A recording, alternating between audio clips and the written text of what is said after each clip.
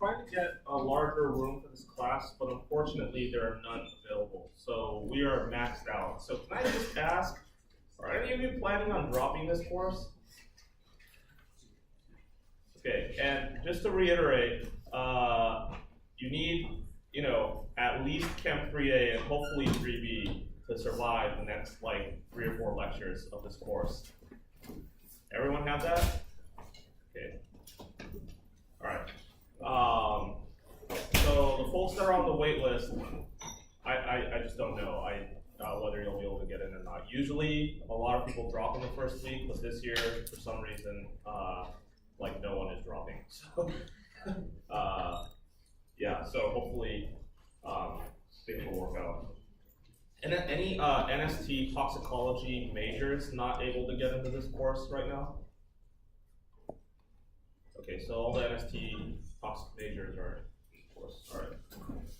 Okay, so a few things. So I have office hours today, right after this course from 9:30 to 10:30, and also 4 to 5 p.m. My office is just down the hall in this building. And also, we will still have class next Tuesday, but next Thursday, class is canceled. Okay, I'll send out another reminder email, but I'm in Germany and Austria next week after Tuesday. So Tuesday we'll still have class, but Thursday class is canceled, and then it'll resume the lecture after that. Okay, so another warning, today is going to probably be the driest lecture of all this whole class, but it's really, really important. We're going to talk about absorption, distribution, and excretion. So out of the ADME part, we're going to talk about A, D, and E, which are probably the driest parts of the lecture, and then we're going to spend the next several lectures on the M part, the metabolism part, which is going to be a lot of chemistry and biochemistry, and it's going to be a lot more difficult, but I think a lot more interesting and fun, okay, at least for me. So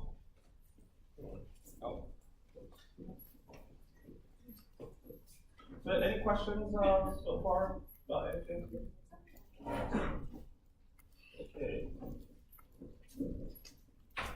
So we briefly touched on the subject last week where, basically what we're going to be talking about today is, when you're exposed to a chemical, and, it really depends on how you're exposed to the chemical as to how it gets absorbed into your body. It also really depends on the physical chemical properties of the chemical. Is it ionized? Is it non-ionized? Is it hydrophilic? Is it hydrophobic? All of those things really, really determine how your chemical gets absorbed into your body. Once it gets absorbed, that chemical has to remain soluble in whatever compartment it's in, whether it's the blood or your cells or tissues. And so how does it stay soluble? Does it have to bind to a protein to stay soluble or not? Then once it is soluble in your body in the systemic circulation, how is it distributed across your body, right? To either storage sites that may be away from the therapeutic site or toxic site of action, or does it go to a toxic site, or does it go to a site where it gets bioactivated in some kind of toxicant to then cause toxicity, and then how does it get metabolized to then get excreted? And basically most chemicals, if they are lipophilic enough to get absorbed, they have to be biotransformed in some way to become much more polar so that they can be excreted either through the urine or in the feces. Okay? And that's that part of the metabolism part will be really what we focus on over the next several lectures after today. And then, as it relates to drugs, right, and drug discovery and pharmaceutical companies, the thing they really care about the most is how much of your drug gets distributed to the site of therapeutic action, right? Because if your drug is all getting metabolized and excreted, and almost none of it is getting to your therapeutic action, you really need to work on the chemistry of your molecule, right, to really optimize the structure of it so that, it gets retained in your body long enough to get to the therapeutic site of action. Or if your, for example, drug is all being stored in a particular organ that's away from your therapeutic site of action, that's also not going to be favorable, right? Alternatively, if, for example, you damage your storage site or your drug gets biotransformed into some toxic metabolite, first of all, you have less of your active drug going to your therapeutic site of action, but a lot of your drug is also being converted to some toxicant, and that's also not ideal, right? So these are all considerations that you really have to take, even in very, very early stages of lead discovery and lead optimization and drug discovery efforts. Even before it gets to a toxicologist, the chemists and medicinal chemists really, really have to think about, how your compound is going to act, how it gets, are the pharmacophores on your chemical going to be optimal for absorption and distribution? Are there hotspots on your chemical that might be converted into carcinogens or toxic agents? These are all things that you really need to think about, even very, very early on after you do screening and find a lead. When you're optimizing your molecule, these are things that you really have to think about. Okay, so what are some of the things that we have to think about in absorption? Again, the physical chemical properties of your chemical really, really matter for whether your chemical will absorb. Primarily as it relates to cell permeability through plasma lipid bilayer membranes. So is your compound hydrophobic or hydrophilic? Is it ionized or non-ionized? Is it a weak acid or base? I would say most drugs fall into this category of being a weak acid or base. What's the molecular weight of your molecule? Extremely large molecules will not just diffuse across a membrane, right? And how volatile is it, right? So for example, if it's sarin will volatilize at room temperature. So that's obviously bad, right? It's dangerous. It'll turn into a gas and kill everybody. Or is it in liquid form or solid? What's the route of exposure? Does your compound survive the acidic environment of your stomach, right? And if not, you're going to have to come up with some other way of getting your molecule into the body, whether it's through intramuscular injection or dermal absorption or some other route, IV injection. And then how are chemicals getting across cell membranes? Okay, and this is what we'll talk about in the beginning, whether it's diffusion or passive transport or active transport. Okay. So again, this is just showing you a summary of what we'll be talking about today through the whole lecture. But these are all the different routes of absorption up here. Okay, ingestion, inhalation, intravenous injection, intraperitoneal injection, subcutaneous injection, so that's right underneath the skin. Intraperitoneal is right into your peritoneal cavity here. Basically, your organs in this area are just sitting there. It's not like they're bathed in blood or anything. It's just kind of this empty cavity where all your organs are, and you inject into that. Most of that will basically go into, actually, this is not quite accurate. Intraperitoneal mostly goes through the portal blood, but also into systemic circulation. And also intramuscular, and also dermal, which is just right on the skin. And what it really boils down to, we really need to be able to distinguish between all of these routes of exposure is which one of these routes of exposure get your chemical directly into systemic circulation, or which ones go through first pass metabolism to the liver first before it goes into systemic circulation. Okay, and that makes a huge difference because if it goes through first pass metabolism through your portal blood into your liver first, your liver is a major detoxification organ, right? So your chemical, if it's a toxicant, has a chance to get detoxified in your liver before it gets into your systemic circulation and wreaks havoc in other tissues. Okay, so in this case, the thing. Just to summarize here, ingestion basically for most chemicals will go through the portal blood into your liver in the first pass metabolism before it enters the systemic circulation, which is the rest of your bloodstream. Okay. Whereas all of these other ones basically, except maybe IV injection, inhalation, intravenous, subcutaneous, intramuscular, dermal, all directly go into systemic circulation. So it bypasses first pass metabolism. And then basically for any chemical that actually gets absorbed into your body, it really has to be metabolized into something much, much polar in your liver primarily, and then it can get secreted either in the bile and into your feces, or be metabolized to something polar, go through your kidney and into urine, and if it's volatile, you can just expire through your lungs, or you could also secrete it through sweat glands and other secretory organs.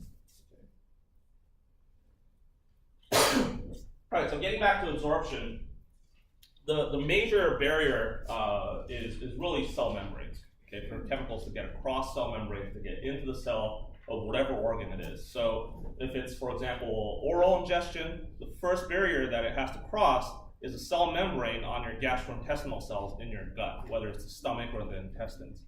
Okay. And then once it crosses that membrane, then it has to get into whatever systemic circulation, and then to get to tissues, it then has to cross multiple plasma membranes, both in the capillaries where your blood vessels are, the endothelial cell membranes, then it has to get into interstitial fluid, and then into like some organ membrane, right? So there are multiple membranes that chemicals have to cross to actually get into your body and into cells in a given tissue. So your membranes are made up, as you know, of a lipid bilayer made up of basically phospholipids, right? And so it both has polar properties, but primarily as it relates to chemical absorption, has to get through the super greasy alkyl tail, right? Or acyl tail. So the way that phospholipids are made up is that you usually have some kind of phospholipid head group on a glycerol backbone, right? This is phosphatidylcholine, which is by far the most abundant phospholipid on cell membranes. So this is a phosphatidylcholine head group which is charged. It's extremely polar right here, right? So this is why cells can stay in an aqueous solution, right? Otherwise cells will just crash out, right? And then on the glycerol backbone, you have these acyl groups, right? These two fatty acyl groups, which are usually 16 to 20 carbons, and these are extremely hydrophobic, right? So even if your compound is polar, it might be able to interact with this head group here, but a polar compound will be very, very difficult for the polar compound to traverse this very hydrophobic acyl chain, right? And actually you have two of these, so there's another acyl chain hanging off of here and another phospholipid head group to form this phospholipid bilayer, right? You all know this stuff, right? Has anyone never heard of phospholipid bilayers before? Okay, because if you haven't, you should probably drop this course. Okay, so again, even though the head groups of this are relatively polar, the inner part of the phospholipid bilayer is extremely hydrophobic. So very likely, a very polar compound will need some kind of help to get across the membrane, right?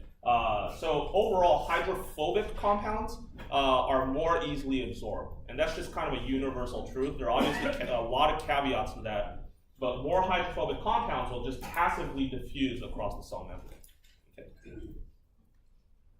Okay, so this is just to show you that there's a ton of membrane. And I just mentioned this earlier, but once your chemical actually gets into the bloodstream, right, your bloodstream is basically encapsulated in capillaries and vessels, and those capillaries and vessels are made up of endothelial cells that basically consist of a cell membrane on this side and a cell membrane on that side, right? So your chemical has to get across that cell, across multiple cell membranes, and then get into the interstitial fluid, which is made up of basically fluid and proteins, and then it somehow has to stay soluble in this milieu. And then let's say that that's your, let's say that's the liver tissue. Then the liver tissue obviously also has cell membranes, right, for each hepatocyte. So then it has to cross that cell membrane to get into a hepatocyte, right? So there are multiple membranes that it has to get across. And through this whole process, somehow your chemical has to remain soluble. So I mentioned that hydrophobic compounds will passively diffuse across membranes, right? But obviously, really hydrophobic compounds will crash out in an aqueous solution like in blood, right? So we'll talk about how those compounds stay in solution and get carried across and stay soluble across each one of these compartments to actually get into cells. Okay, so there's various types of transport across cell membranes. One is just passive diffusion, where no ATP is required. Again, for most hydrophobic compounds, they'll just passively diffuse across. If it's a relatively polar compound, right, that won't be able to diffuse passively across the cell membrane, it's going to need some kind of transporter to get it across. And so that could be done through facilitated diffusion, where if your molecule looks similar enough to some natural substrate that your body takes up, like amino acids through amino acid transporters or glucose through glucose transporters, if it looks similar enough, then you can get absorption of your compound through facilitated protein carriers, which are basically channels that traverse the plasma membrane, and you can get molecules that basically get transported across these carriers or transporters into the cell. Now, for these kinds of facilitated diffusion transporters, these are not energy dependent. They're basically getting transported by gradient. So, for example, glucose transporters transport glucose from outside of the cell into the cell, And intracellular glucose levels are usually maintained at extremely low concentrations because they get immediately phosphorylated in glycolysis, right? So there's basically a natural gradient here so that you don't really need ATP to get glucose across. So if you have a chemical that looks like glucose, it might be able to use the glucose transporter to get in, even though it can't just passively diffuse across. Another thing to really think about in terms of just simple diffusion is the log p-value of your compound. That's equated to the octanol versus water partition coefficient, right? So things that have a higher log p-value are things that are more soluble in octanol, which is more hydrophobic than water, obviously. Those are going to more easily passively diffuse across membranes. Things that are extremely water soluble, right, so have an extremely low log p-value in the negative range, are not going to passively diffuse across. Okay, so some of the log p-values are listed here. So like things like amino acids or glutathione or glucose, right, are extremely polar. They have negative log p-values. But most drug-like molecules or natural products like atropine or benzene or salicylic acid, they have positive log p-values, right? And those are going to passively diffuse across membranes as long as they're not charged. And we'll talk about that next. And extremely hydrophobic things like DDT and dioxin here have extremely high log p-values that no drug would ever reach this kind of range, because once you reach that kind of range, that means like you're storing this in your fat for decades, right? Which is what happens with DDT. People that were exposed to that pesticide still have trace residues of that in your fat. And you never want your half-life of your drug to be decades. You want it to be hours. Okay, so looking at these compounds, how many of you think that cysteine and glucose will passively diffuse across membranes? How many of you think you need a transporter for these? Right, you need a transporter. In fact, there are amino acid carriers and glucose transporters to take that across. Pesticides like, or drugs like methyl salicylate, which is basically aspirin, these drugs will basically just passively diffuse across cell membranes. So DDT has no problem getting through membranes and into every tissue. Methyl salicylate, again, has no problem with that. Okay, so again, as I mentioned, where it gets tricky are with weak acids and bases. And I would say that most drugs really fall into this category of being a weak acid or a weak base. And whether your compound is ionized or whether it's negatively or positively charged or not really depends on the pKa or pKb of your molecule and also the pH where it resides. Okay, so what part of your body do you think has a very different pH from the rest of your body? Stomach, right. Is it acidic or basic? Acidic, right? It's usually a pH of about 2, especially when you're digesting stuff. So under that condition, right, that could really, especially for orally, bioavailable drugs, that's going to really influence absorption of your drug, right, where it gets absorbed when you take it as a pill. Okay, so for something like carboxylic acid, right, so the way that you determine how much of your compound is going to be ionized versus not ionized for acids is going to basically be dependent on the Henderson-Hasselbalch equation, where you can take the pKa, subtract it by the pH, and that equals the log of non-ionized versus ionized. Okay, so I'm not going to test you on that. You'll be able to basically look at your molecule and figure this stuff out. But let's just take it through for an example here. The pKa of benzoic acid is about 4. Okay, so let's say that you take this into the stomach where the pH is 2. So in that case, right, you then take pKa of 4 minus the pH of 2, and that equals 2, right? And that means that your non-ionized versus ionized ratio is going to be 100 to 1. Does that make sense? So in that case, you're going to have 100 times more non-ionized benzoic acid than the ionized form, which is this negatively charged form, right? So that means that under acidic pH, benzoic acid is going to be non-ionized because it's protonated here. So you're going to be able to absorb it through passive diffusion in the stomach. Okay. Comparatively, right, let's say that you're trying to absorb benzoic acid in the intestines or, like your nose or something, right, where the pH is 7. In that case, again, the pKa of benzoic acid is 4 minus 7, so that's -3 now, right? So basically, you're going to have 1,000 times more ionized benzoic acid in this negatively charged form compared to non-ionized form, right? So in that case, it's going to be ionized, negatively charged at pH 7, and so you're not going to be able to absorb it in your intestine, for example, where the pH is 7. Okay, so if you took benzoic acid as a pill, you're going to be absorbing this through the stomach, not your intestine. Does that make sense? Or you're not going to be able to absorb this by snorting it, right? Because your nose is pH 7. And it's going to be ionized, so it's not just going to passively diffuse across your nose cell membranes. Any questions about that? Okay, so let's take the converse. Let's say you have something like an aniline here. So the pKb of aniline in this case is 5. So at pH 2, for example, in your stomach, let's say, so 5 minus 2 is 3. And in this case, the log is flipped, so ionized versus non-ionized. In this case, you're going to have 1,000 times more ionized aniline versus non-ionized. Okay, so in pH 2 in your stomach, for example, you're not going to be able to absorb this because this is positively charged now, right? Whereas at pH 7, like in your intestine or in your nasal cavity or wherever outside of your stomach, basically, where it's pH 7, if you, for example, take 5 minus 7, that's negative 2, so you're going to have 100 times more non-ionized versus ionized form of aniline. And so in your nose or in your intestine, this is going to be non-ionized and you'll be able to absorb it, right, in your intestine. So in this case, if you take aniline as a pill, this will not get absorbed in your stomach, but it will be absorbed in your intestine. Does that make sense?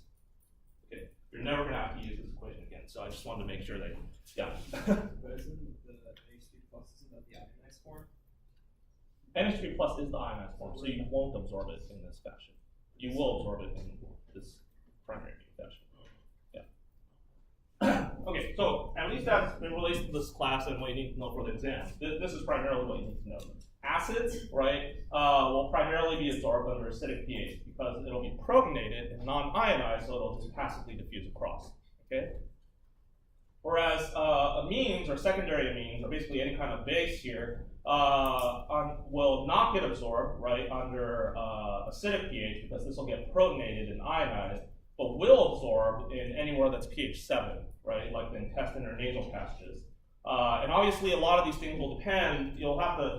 You're never going to have to calculate the individual pKa's or pKb's of molecules. Yeah, that's not the purpose of this course. It'll be very obvious on an exam when I give you a structure of a molecule, whether it's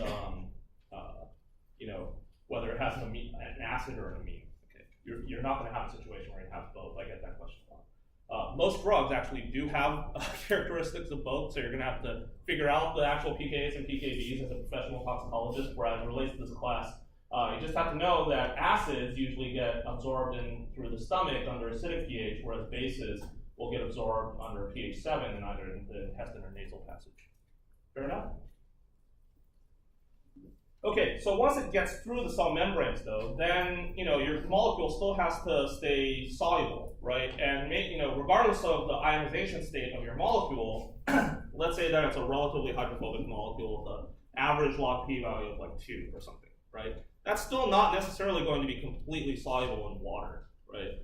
Which is basically your bloodstream. So you're going to need some kind of binding site or proteins to keep it soluble. Proteins generally are made up of amino acids, so they're going to be water soluble, but they can include into them hydrophobic binding pockets within the proteins to bind the hydrophobic molecules to keep them soluble in an aqueous environment. So oftentimes, in general, molecules that are hydrophobic will tend to diffuse across membranes and then go towards sites that have higher binding sites or higher protein content, such as albumin or hemoglobin, which we'll talk about in a little bit. Okay, so if you have these three molecules, let's go through this. So first of all, does anyone know what this compound is? 2-acetyl-oxybenzoic acid. No, this is not cocaine. Anyone? Aspirin? Yeah, this is aspirin. This is acetyl salicylic acid. Okay. So this is an orally bioavailable drug. It inhibits cyclooxygenases to alleviate inflammation and pain by reducing prostaglandins. So you take this orally, right? So is this going to be absorbed? How many of you think it's going to be absorbed in your intestine? How many of you think it's going to be absorbed in your stomach? Right, because this has a carboxylic acid, right? So under acidic pH, it's going to get protonated, right? So then it'll be non-ionized and diffuse across. Under physiological pH, this is going to get deprotonated, negatively charged, and not be able to absorb in the intestine. Okay, now this one, someone already mentioned this, methyl 3-benzyl oxy 8-methyl azobicyclooctane 4-carboxylate. What is this? Cocaine, right? This is cocaine. Okay, so how many of you think that this is going to be absorbed in your stomach if you eat cocaine? Or about intestine? Right, because this has tertiary amine here that will get protonated in acidic conditions, but be non-ionized in the intestine, so it'll get absorbed in the intestine. Not that anyone eats cocaine. But the reason why this is absorbed through the nasal passages, right, when you snort this stuff, right? Do you snort cocaine? No, you inject. I have no idea. I've never taken cocaine before, but nonetheless, I mean, IV, if you injected it, obviously it would get into your systemic circulation because you just injected it directly into your systemic circulation. But I guess if you do snort this stuff, it'll go through your nasal passages and get absorbed through the cell membranes because it's neutral pH in your nose, right? Okay. What about this one? Does anyone know what this is? 7,8-dihydro, 4,5-epoxy, 17-methyl-morphonan 3,6-diol. Yes, morphine. This is the structure of morphine. So how many of you think this will get absorbed through your stomach? Intestine?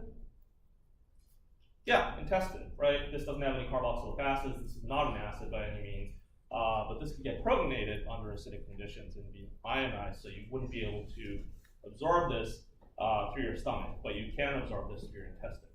Or if you snort this, but I think most likely you're probably, this is through IV injection usually. Okay, so for cocaine, cocaine is usually supplied as a salt. So it's cocaine hydrochloride here. So so under this condition, it's permanently ionized here, so you wouldn't be able to absorb it, even if it's through your nose or any other compartment. So to prepare cocaine, you have to actually freebase this by baking it with sodium bicarbonate or ammonia to increase the absorption. So basically, you can turn it into cocaine in its free base form, and then you can absorb it through nasal inhalation. Okay. All right, so those are all passive diffusion examples. So what about facilitated diffusion? So again, these are for very polar molecules that aren't necessarily going to absorb across. So if they are going to get absorbed through, they need some kind of protein-mediated carrier to carry them across. Okay, so facilitated diffusion is a non-ATP driven process, and one example of this, for example, is with glucose. Glucose transporters carry glucose across the cell membrane using these facilitated carrier transports that's non-ATP dependent.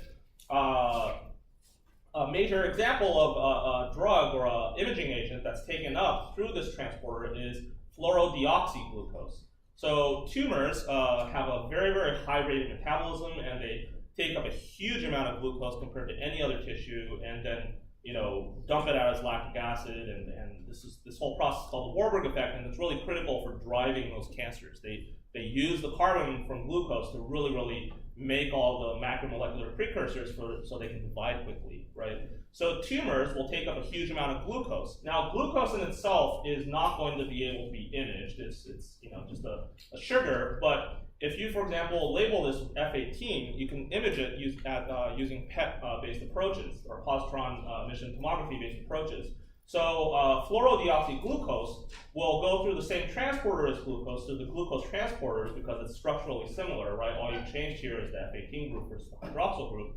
So it'll get taken up by glucose transporters into the tumor, and you'll be able to visualize the tumor. So F18 glucose is in fact one of the major ways for which we image tumors in humans. And so you can see here a hotspot with like a lung cancer here. Another drug that, yeah, I think this is not a very safe drug. I think it has a lot of toxicity associated with it. But if you inhibit glycolysis in cancer cells, they're going to be more susceptible to dying than normal cells. Although if you inhibit glycolysis in normal cells, that's also bad, right? But so this is not very safe. But 2-deoxyglucose is also sold as not sold, but at least in clinical trials, as a chemotherapeutic agent. And this is basically, this looks like glucose, right? But it doesn't have this hydroxyl group on here. And it gets taken up, again, by glucose transporters and basically binds to hexokinase, the first step of glycolysis, and inhibits it, right? So cancer cells can't metabolize glucose anymore and they die. Okay. So these are examples of facilitated diffusion where they're basically using endogenous carriers to transport these drugs or imaging agents across. Okay, there are also examples of active transport, and I would say that the majority of these, as it relates to this class, are export pumps. Okay, so these are moving across against gradients, and classic examples of this are, for example, multi-drug resistant protein or MDR, as well as multi-resistant drug proteins (MRP). And these two transporters are really, really good at exporting a whole bunch of different types of chemicals. These have extremely broad substrate specificity, and actually a lot of tumors and cancers will highly upregulate these MDR and MRP proteins, so that when you're taking chemotherapy and your chemotherapy drug gets to your tumor, these transporters will use ATP to actively shuttle your drug out of your tumor, making your cancer chemotherapy resistant. But these are also the major transporters through which various acids and bases are actively secreted into the urine and also into the feces for excretion of chemicals. There's also other types of export pumps, and also some of these are import pumps as well. Organic anion transporting polypeptides, so these are for organic anions, organic anion transporter in the kidney, organic cation transporters. These are for metals, divalent metal ion transporters, and peptide transporters, which absorb peptides from your GI tract into your body. Okay. So I don't really need you to memorize all of these, but probably the two most important ones that you really, really should know about are MDR and MRP. They basically belong to the same class of ATP-dependent export pumps, and these two transporters are really, really critical for exporting a whole bunch of drugs out of any cell type.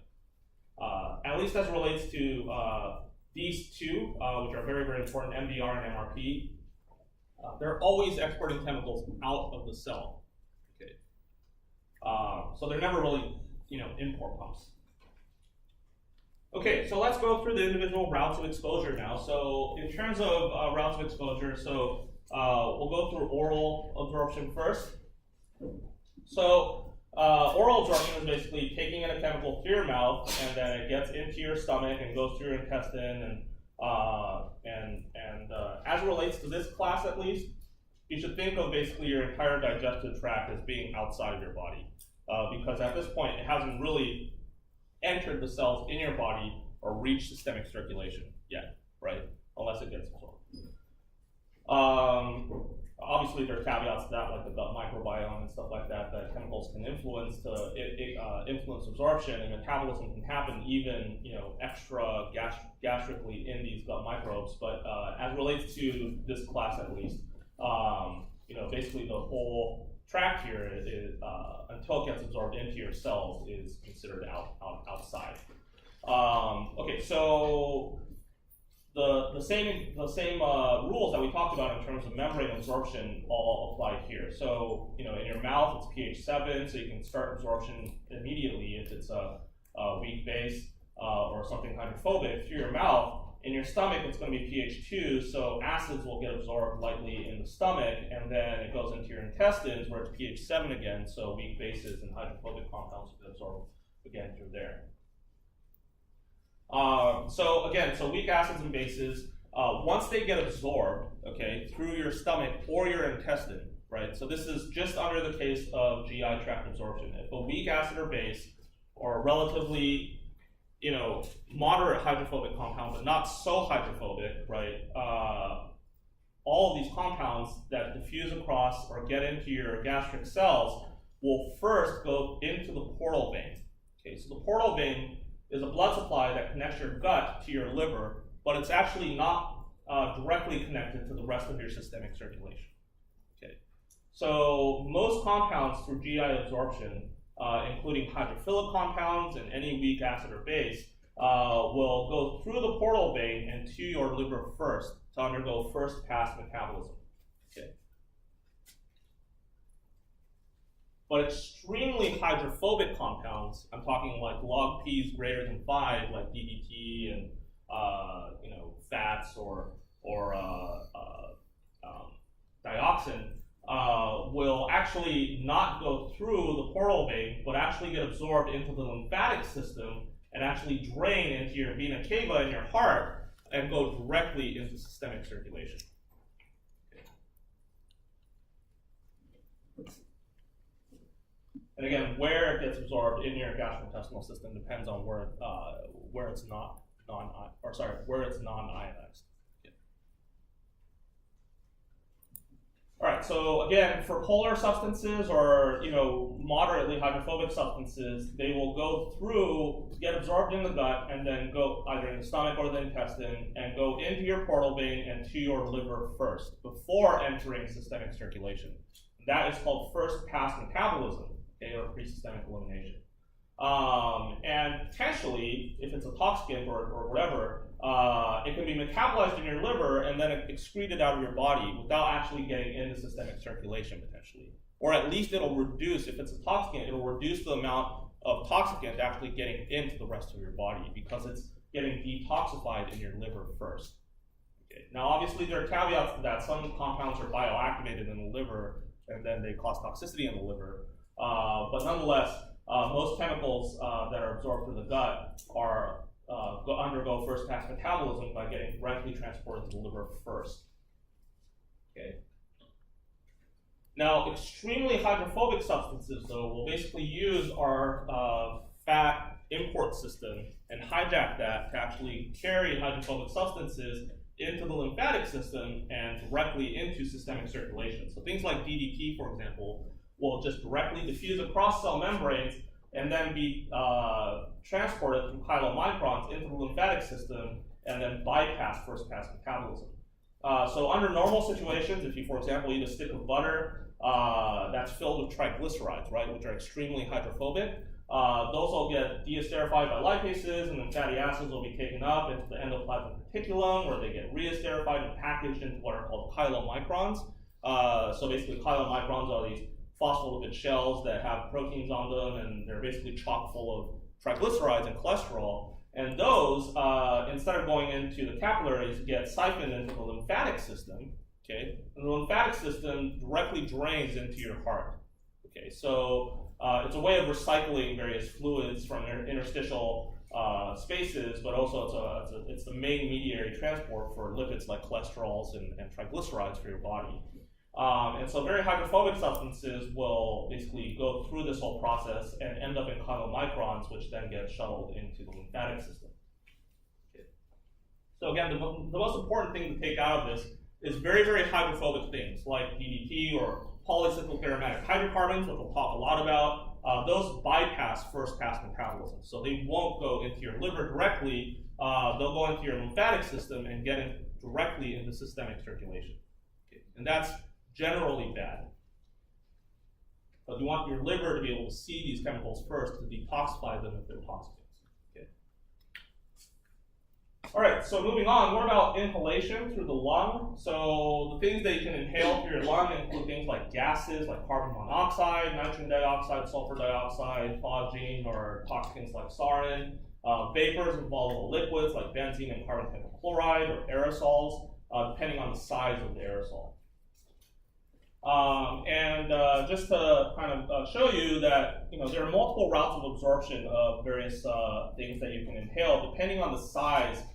Gases will go all the way down to your alveoli, which are directly interfacing with capillaries, but larger molecules, like larger vapor molecules or aerosols, can get stuck up here, or sometimes it can get stuck in your nose or in your mouth, and you actually end up ingesting them instead of inhaling them. Okay. It all kind of depends on the size.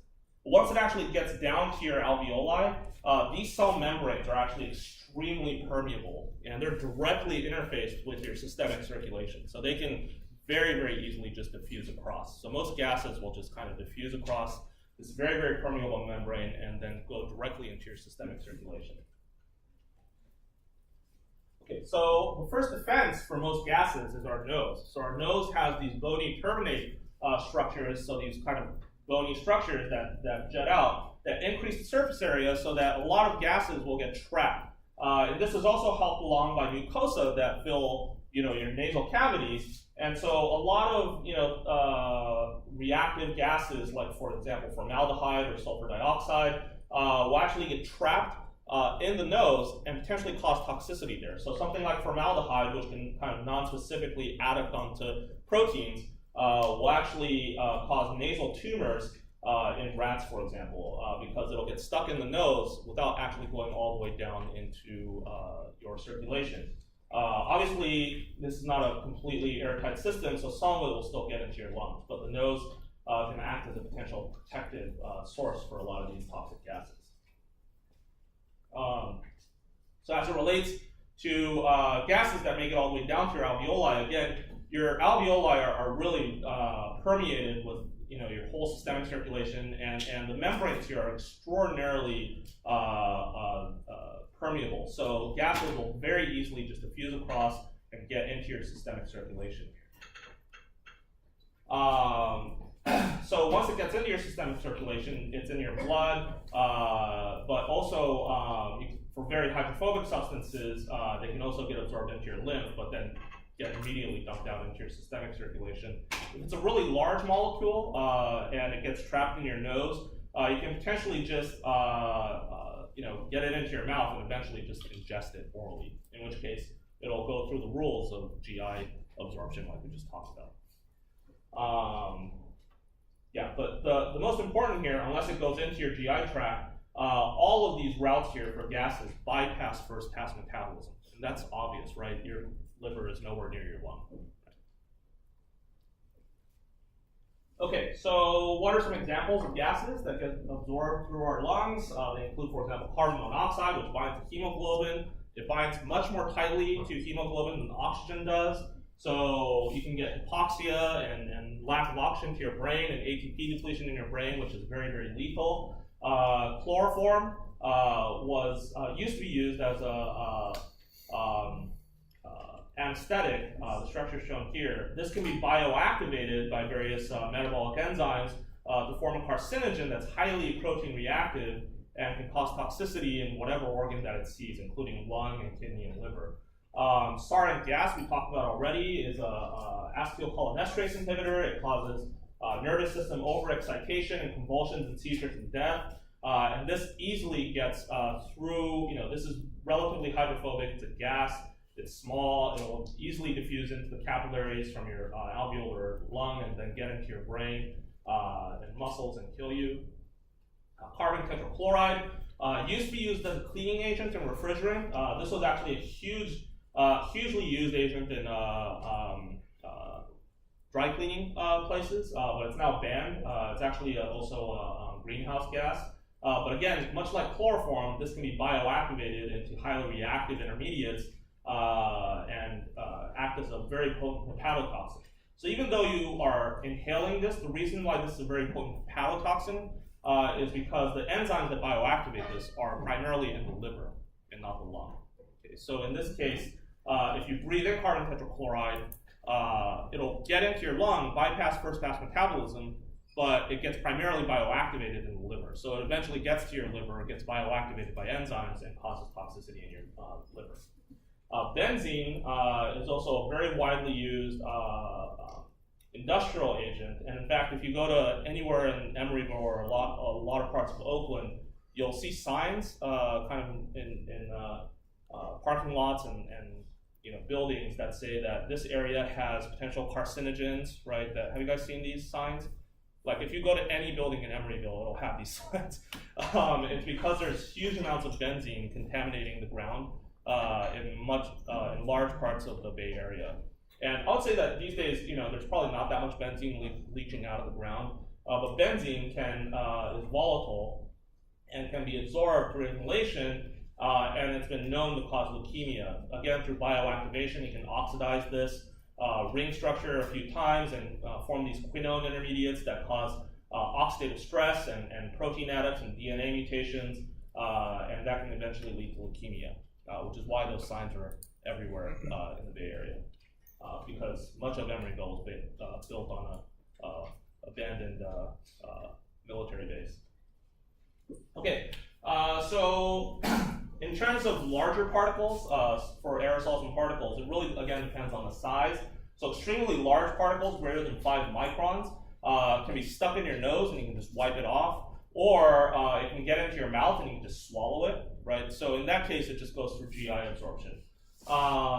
Smaller molecules from the 2 to 5 micron size can get deposited along the upper areas of the respiratory tract, right? So maybe not all the way into your alveoli, but somewhere in between. And you can potentially cough those out, but you could also then get stuck there and cause immune reactions and give you respiratory problems, such as wheezing or fibrosis of the lung. And a classic example of this is with asbestos.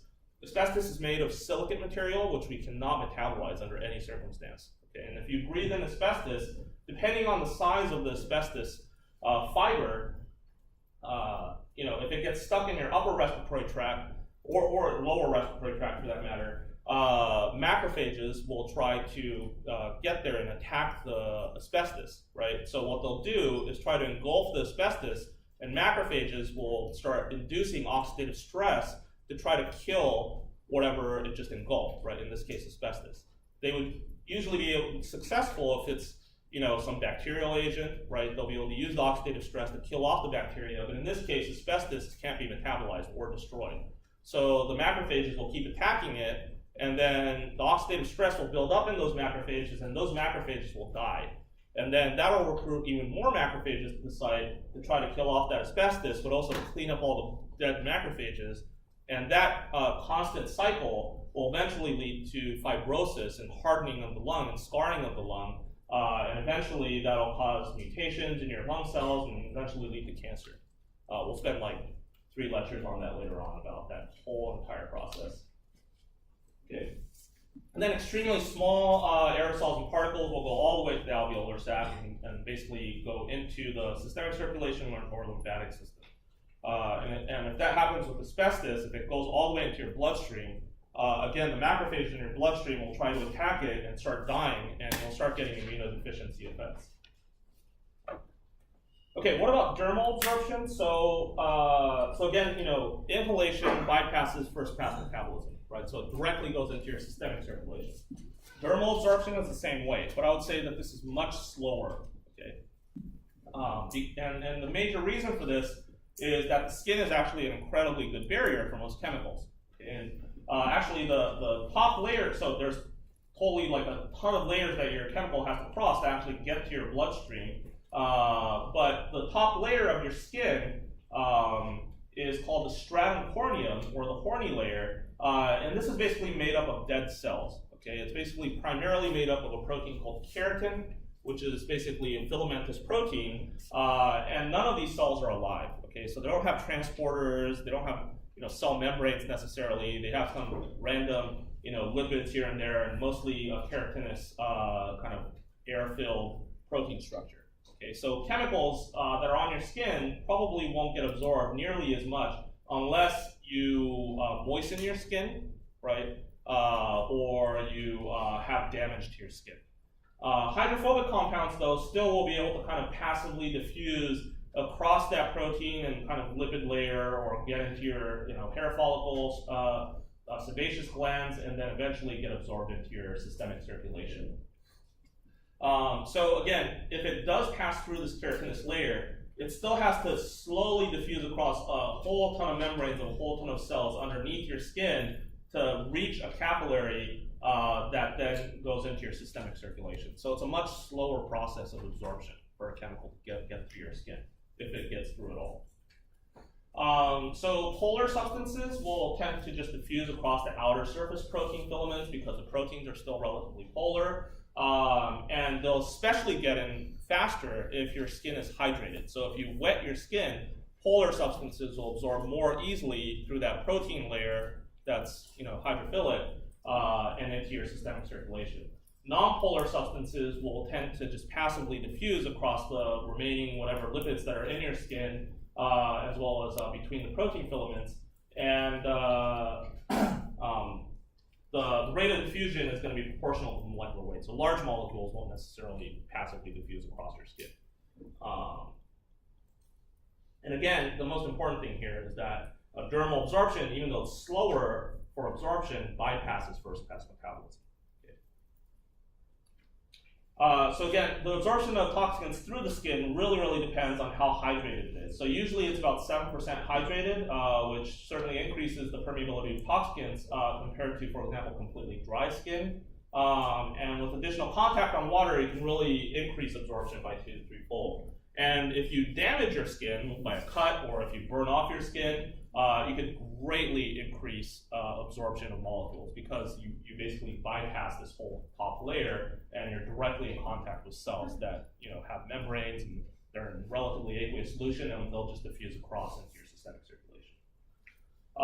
And also solvents can really help things absorb through your skin. So for example, a carrier that's very commonly used in the lab, dimethyl sulfoxide or DMSO, is a very good solubilizing agent for various hydrophobic chemicals, but it also has polar properties. So if you rub DMSO on your skin, within like 2 seconds or less, you actually taste the DMSO on your tongue, because DMSO absorbed through your skin and got into your systemic circulation, and you're tasting it in your mouth now. Okay, so if you dissolve some kind of hydrophobic molecule into DMSO, it'll get into your skin extremely rapidly, because it's being used as a carrier to transport molecules into your body. Okay, what about other types of exposure that are probably less relevant? They include, for example, subcutaneous injection, so right underneath the skin, not into your muscles or dermal tissue, but just right underneath. The absorption in this case is going to be a little bit faster than if you just rub it on your skin, because it doesn't have to cross that keratinous protein layer, but it's still slower than like an IV injection, for example. And nonetheless, this still bypasses first pass metabolism because it goes directly into your systemic circulation. Intramuscular injection, that's directly into your muscle. So like, epinephrine shots for an allergic response, or for example, atropine injection from sarin poisoning, are all given through intramuscular injection. Again, it's slower absorption than like an IV injection or an intraperitoneal injection, because it has to get through all those different cells in the muscle before it gets to your systemic circulation, right? But nonetheless, it still bypasses first pass metabolism because it directly gets into systemic circulation. And then intraperitoneal injection, again, that's into your peritoneal cavity. This is probably most commonly used in laboratory settings with rodent species, but some drugs are administered through IV injection. And this basically splashes over your organs, and because most of the organs in your peritoneal cavity are your intestines, it'll actually get absorbed into your intestinal cells, and I would say 80 to 90% of it will go through portal circulation to the liver. So IP injection actually primarily goes through first pass metabolism, but some of it will end up in systemic circulation directly. Then intravenous injection is the most quick way to systemic circulation. That's obvious, right? You're directly injecting into your systemic circulation, into your bloodstream through intravenous IV injection. Okay. So in terms of, if you're exposed to a toxin, and obviously there are many caveats to this, but if you're absorbed to a toxic chemical, you're going to get the most amount of toxicity if you are exposed to it through IV injection, because that directly gets into your systemic circulation, right? There's no barrier that it has to cross to get into your circulation. Secondly is inhalation, because those capillaries are extremely thin, so if it's a gas that gets all the way into your alveolar cells, there's very little barrier for it to get into your systemic circulation. After that is intramuscular or subcutaneous, because those again go directly into systemic circulation, and they don't have that extra keratinous layer on top like you would with dermal, right? And then less toxic are intraperitoneal injection because a lot of that goes into first pass metabolism, right? And the least toxic is with oral or GI absorption because most of that goes into first pass, or almost all of that goes into first pass metabolism and can be detoxified by the liver. Okay. Does anyone have any questions about that? So there are obvious caveats here, right? So oral absorption, if it's extremely hydrophobic, right, like DDT, it'll bypass first pass metabolism, get into your lymphatic system, and get into your vena cava and get into systemic circulation. Let's see. And if, for example, chemical is bioactivated in your liver to become a carcinogen, oral absorption might be more toxic because it'll get to your liver first, right? So those are kind of considered caveats that, around this rule. Does anyone have any questions so far? All right. So just to summarize, again, the physical chemical properties of your molecule are extremely important. Is it ionized? Is it not ionized? Is it hydrophobic? Is it hydrophilic, right? And also, as it relates to aerosols and particles, the size of the molecule matters a lot. If it's extremely large, you'll probably just ingest it. If it's medium sized, it'll get trapped in your upper respiratory tract. If it's just a gas or extremely small, it'll go all the way to your alveoli and then go through into your systemic circulation. And for dermal absorption, again, all of those same things matter, but also the hydration of the epidermis matters a lot, right? Or whether you use carriers like the NST. All right, so once you get your chemical absorbed into your bloodstream, then it actually has to distribute across your body, right? And again, the same kind of rules matter. The physical chemical properties of the chemical, is it ionized or non-ionized, is it hydrophobic or polar? Also, the rate of blood flow, certainly determines the rate of transport to various organs, the rate of diffusion out of the capillary bed into cells and organ or tissue, and also the affinity of a chemical for various tissues. Are there specific binding proteins for your chemical that keep it and store it in a particular tissue, right? So for example, DDT gets stored in the fat. It's an estrogen receptor agonist, so it would potentially cause cancer, for example, breast tissue or ovarian tissue. But if most of it is in the fat, then that's potentially a detoxification storage site, right? So a lot of these things matter. And then how your chemicals actually diffuses across cell membranes, not as it relates to getting into your body, but once it's in your body, across tissues, organs, blood vessels, and so on. And again, just to reiterate, from your blood vessel, you have a whole ton of membranes they have to cross through the capillary endothelium, after which you get into interstitial fluid before you actually get the organs. So it's not like your blood is sloshing over your organs, right? These are all compartmentalized, and between each step are cells that you have to penetrate through, right? Okay, so what are some processes involved here? So binding and dissolution into various storage sites like fat, liver, and bone, permeability through membranes, protein binding, and also whether there are active transporters, like those MDR proteins that can export things out of certain cell types. Right? Okay, so the most important binding protein that keeps most hydrophobic chemicals in solution is albumin. If we just crushed you up right now, or took out all your blood, if you take out all your blood, 99.9% of the protein in there is albumin. Okay. It's like super abundant. It's the most abundant protein in your body. And albumin, besides having like other properties like maintaining your blood pressure, because the protein, the high amount of protein in your blood actually maintains the turgor on your blood vessels. Albumin is really, really important in binding both endogenous nutrients and metabolites and keeping them soluble, like vitamins like vitamin C and fatty acids and hormones. But also they keep drugs and chemicals from the environment or pharmaceuticals soluble as well. And albumin has 6 different binding regions that can bind literally thousands, tens of thousands, to probably hundreds of thousands of different chemicals. It's extremely forgiving in its substrate profile, and it's really, really high capacity storage site. So this can basically bind to a whole bunch of chemicals, and they're all mostly reversible binding events. So the compounds are binding and unbinding. So they can, once they unbind, they can diffuse across the cell membrane of endothelial cells and get into tissues, right? But in the bloodstream, they're in complex with albumin to keep them soluble. Some important things include, for example, bilirubin, which is also transported by albumin, which is a heme byproduct. And if you take too much of a drug that displaces bilirubin from albumin, you can get neurotoxicity from that. Especially newborns that don't have an intact blood-brain barrier can actually experience bilirubin toxicity in their brain. But if most of it is bound to albumin, it's completely safe.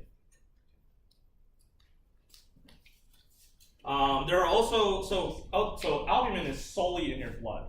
Okay, so this is the primary binding protein in your blood. There are other binding proteins in specific tissues, such as ligandin, which is primarily in the liver, and can bind to a whole bunch of different organic acids. So this can potentially serve as a storage site for a variety of organic acids. Metallothionein binds to a lot of different metals. So if you are exposed to things like lead or cadmium or zinc, or high levels of iron, metallothionein can bind these and store them in the kidney and liver.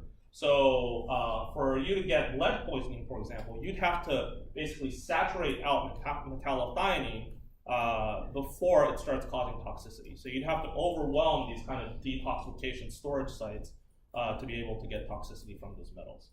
Okay. So for example, lead causes neurotoxicity. So if it's all bound up in your kidney or liver, it's probably not going to cause that much toxicity. Right? Does that make sense? Okay. Another major storage site is the fat for very hydrophobic compounds. We've talked about this a bunch of times now. Dioxin and DDT, for example, are extremely hydrophobic, and they can get taken up into fat. And reduced LD50 of compounds like this, because you're taking it out of systemic circulation and preventing it from causing direct toxicity at the site of action. So things like DDT, for example, can, at extremely high doses, cause neurotoxicity, but besides causing cancer over a longer period of time, but you can prevent that by storing it all in your fat, right? Or you can be leaching small quantities of this into your bloodstream over a long period of time, which can eventually lead to cancer, right? It doesn't kill you outright. A problem with this, though, is that if you, for example, suddenly lose a storage site, so for example, in this case, if you maybe have like part of your liver removed or something, and you lose the storage site, you can suddenly flood your system with metals like lead. Or if you, for example, suddenly lose a huge amount of weight, you can displace a lot of the chemicals that were stored in your fat and suddenly get a huge dose of it going into your systemic circulation, right?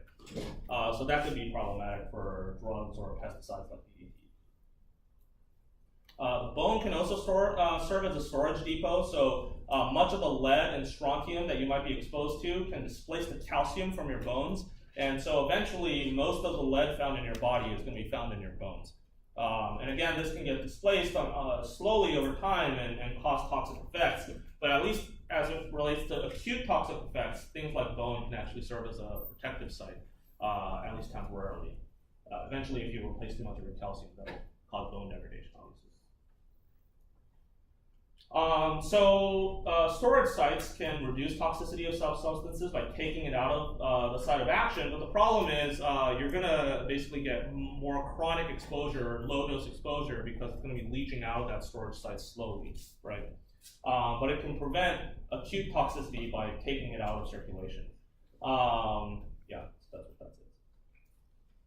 Okay, so then also the blood-brain barrier is a major way that we restrict chemicals from access to our brain. So the blood-brain barrier is not an actual barrier. It's just a lot of really, really tightly knit glial cells and astrocytes, where the astrocytes are basically lining the edge of the capillaries so that there's very little space for chemicals to get across. These membranes are also extremely tight, so even hydrophobic molecules will have a tough time diffusing across this kind of membrane. And also there are MDR transporters that are lining this surface so that they're actively transporting chemicals back into the bloodstream and out of the brain.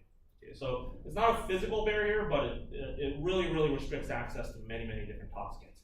And I would say that overall, hydrophilic substances it's really difficult to get them into the brain unless there's some kind of carrier to transport it across. So what is the blood-brain barrier made of? So again, it's made of capillary endothelial cells. They're extremely tightly joined and basically surrounded by these glial cells or astrocytes to really restrict access of most chemicals to the CNS.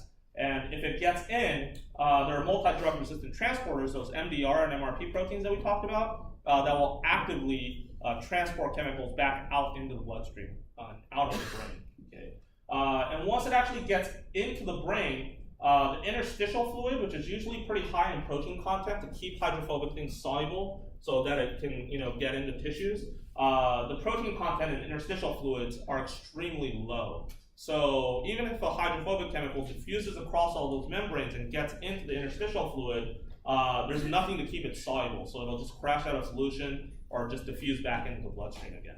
Okay. But again, overall, lipid-soluble molecules will have a better chance of getting into the brain, although they could be exported out by MDR transporters, and it's a more effective barrier against water-soluble substances.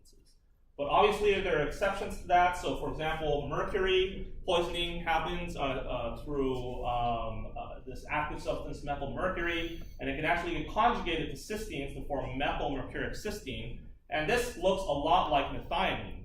So, methionine transporters will actually actively take up methylmercuric cysteine, get into the brain, get deconjugated to reform methylmercury, and then start non-specifically binding to protein targets to cause toxicity in the brain. So this is a case where even though this is extremely polar, it's hijacking endogenous transport systems that are carrying nutrients into the brain. Okay. And another susceptibility around the blood-brain barrier is that children, babies, oftentimes have underdeveloped blood-brain barriers when they're first born, so they're much more susceptible to neurotoxicants because you don't have that tight connection of the cells in your brain yet. So for example, lead will produce much more toxicity in an infant than in an adult because of higher permeability of these metals into your brain. And just to reiterate, MDR transporters, which we talked about already, are these ATP-driven active transporters that are actively always transporting these proteins out of the brain. And these include the MDRs, the MRPs, which have a whole ton of substrates that you don't really have to know, and obviously you don't have to know this, but there's a ton of drugs that are transported actively out of the brain through MDR. Or cancer cells, actually, a lot of these are actually anti-cancer drugs, which are actively transported out of tumors through MDR and MRP transporters. Okay. Any questions about that? All right. I know that's a lot, but I'm going to start the excretion stuff now so that we can start getting into basal metabolism on Thursday. So the primary things that I want you to really understand, actually, we'll just cover excretion on Thursday. Give you a few examples.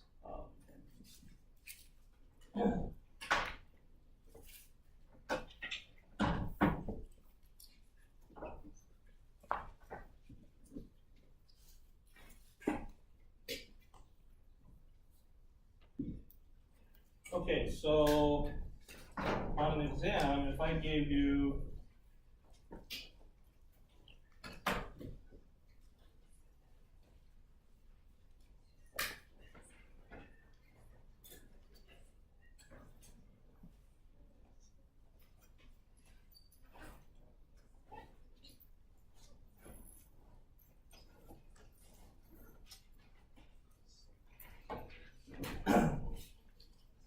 a compound like this, how many of you think this would get absorbed through, if it was an orally bioavailable drug,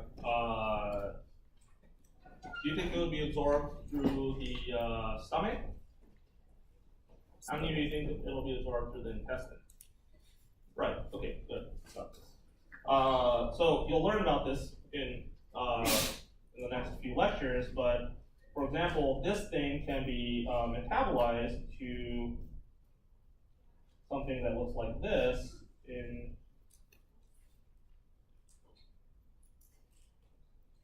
your body. So let's say that you took that orally. How many of you think it would get absorbed in the intestine? Stomach? Right, because it has this carboxylic carboxylic acid, which will be ionized and get into your, which will get protonated and non-ionized and get absorbed into your stomach. Whereas this one has this amine here, which will get protonated and ionized in your stomach, so it won't absorb in your stomach. Right? Good. So you all get that. That's good. Let's see. Actually, in previous years when I've had people raise hands, like only 10% of the people got it right. So I think probably you've seen enough examples for that. Okay, so another thing that I also wanted to bring up is for Thursday and onward for the next several lectures on B courses, there's a handout called Biotransformations. I want you to download that for Thursday. Hopefully we'll finish the excretion lecture pretty quickly. It's this thing here. I want you to download this PDF for Thursday, or print it out even, and just have this with you for the next several lectures. Okay, so this is basically all the different reactions generalized by various enzymes that can metabolize compounds. And also it has all the potential bioactivation pathways that you'll need to know in this class. Okay, so fortunately you'll basically have to know all of this. and you'll be using these reactions on compounds that you've never seen before, but I will be taking you through tons and tons of examples throughout the next 4 or 5 lectures. Okay. So please make sure to print this out or download it and have this with you. And